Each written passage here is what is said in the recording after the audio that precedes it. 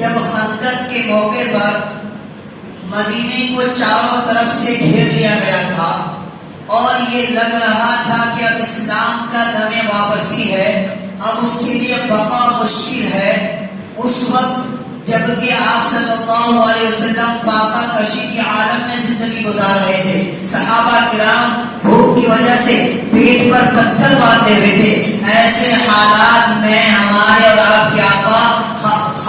خاتم النبیین والمرسلین آپ صلی اللہ علیہ وسلم فرما رہے تھے ایسی سچویشن میں جبکہ فاقہ کشی ہے، بھوک کا عالم ہے، صحابہ کرام نے بھوک کی وجہ سے پیٹ پر پتھر باندھ رکھے تھے، ایسے حالات میں اللہ کے نبی صلی اللہ علیہ وسلم فرما رہے ہیں ایران فتح ہوگا، شام فتح ہوگا اور کیسر و کسریٰ کے جھنڈے پر اسلامی علم لہرائے گا۔ ایسی سچویشن میں آپ صلی اللہ علیہ وسلم بشارت دے رہے تھے، یہ اس ایمان کا نتیجہ تھا جو اللہ پیغمبروں کو دیتا ہے اور پیغمبروں کے جوتیوں کے صدقے میں صحابہ کو دیتا ہے اور صحابہ کے کوششوں کا نذرانہ کر کے تابعین کو دیتا ہے، اور یہ ایمان نسلاً بعد نسل اللہ کے نیک بندوں میں منتقل ہوتا ہے، جس سے دوبارہ ایمان فروزہ ہوتا ہے، جس سے چنگاری ملتی ہے، جس سے ایمان میں روشنی پیدا ہوتی ہے، جس سے شعلہ ملتا ہے، جس سے دوبارہ ایمان فروزہ ہوتا ہے۔ جو کچھ بھی ہے اللہ کے ہاتھ میں ہے، اگر تمہارے دل میں،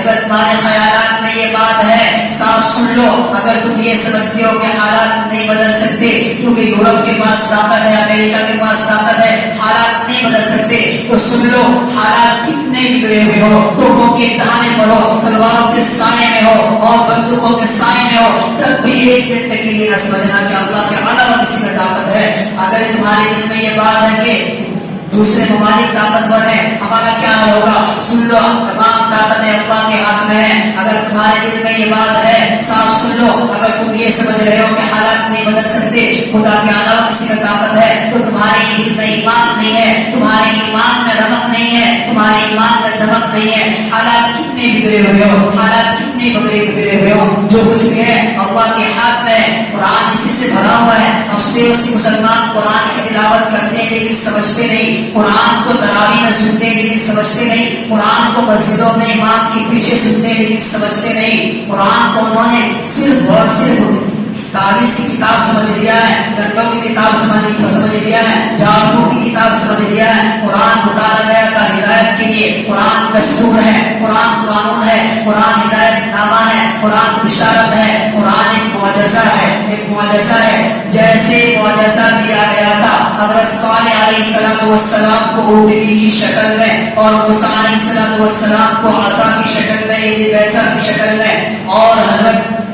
عیسیٰ علیہ السلام کو دیا گیا تھا دم عیسیٰ باذن اللہ کی شکل میں، ویسے ہی بلکہ اس سے بھی زیادہ طاقتور، اس سے بھی زیادہ مؤثر، اس سے بھی زیادہ جامع، اس سے بھی زیادہ ہماگی، اس سے بھی زیادہ تابندہ اور پائندہ، اس سے بھی زیادہ ہمیشہ طاقتور والا معجزہ وہ قرآن پاک ہے۔ لیکن افسوس کہ قرآن کو ہم سمجھتے نہیں، قرآن کو ہم پڑھتے نہیں۔ میرے بھائیوں، قرآن ایک معجزہ ہے۔ دیکھیے صالح علیہ السلام کی زندگی ہی میں اونٹنی رخصت ہو گئی، ان کا معجزہ رخصت ہو گیا۔ دم عیسیٰ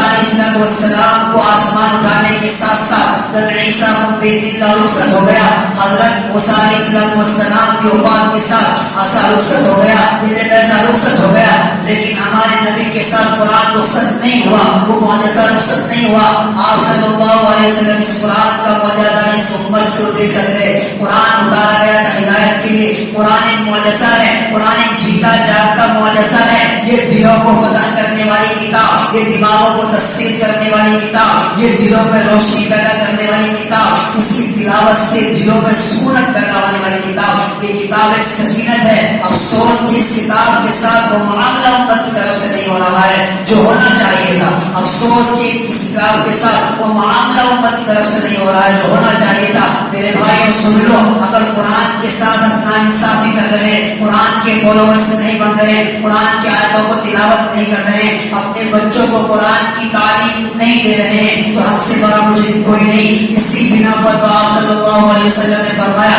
اللہ تبارک و تعالیٰ نے فرمایا اپنے نبی کے فرمان کو قرآن کے اندر، وقال الرسول یا ربی ان قوم اتخذوا هذا القرآن مهجورا۔ کل قیامت کے دن آپ صلی اللہ علیہ وسلم اس امت کی کی شکایت کریں گے کہ اے اللہ میں نے اس امت کو قرآن کا ایک معجزہ دیا تھا, قرآن دیا تھا, ایک ہدایت والا کتاب دیا تھا, ایک دستور والا کتاب دیا تھا, ایک قانون والا کتاب دیا تھا, لیکن میری اس امت نے قرآن کو چھوڑ دیا, میری اس امت نے قرآن کو چھوڑ دیا. اگر یہ میری امت قرآن کو لے کر آگے بڑھتی, قرآن کو معجزہ سمجھتے ہوئے آگے بڑھتی, تو جس طرح آگے بڑھے تھے عمرو بن العاص, سعد بن ابی وقاص, خالد بن ولید, طارق بن زیاد اور سعد بن وقاص, یہ حضرات آگے بڑھے تھے قرآن کو معجزہ سمجھتے ہوئے, قرآن کو دستور سمجھتے ہوئے, قرآن کے فالوورز بنتے ہوئے, تو سندھ سے اسپین تک اور چائنا سے افریقہ کے کنارے تک فتوحات کا بازار لگا دیا تھا, فتوحات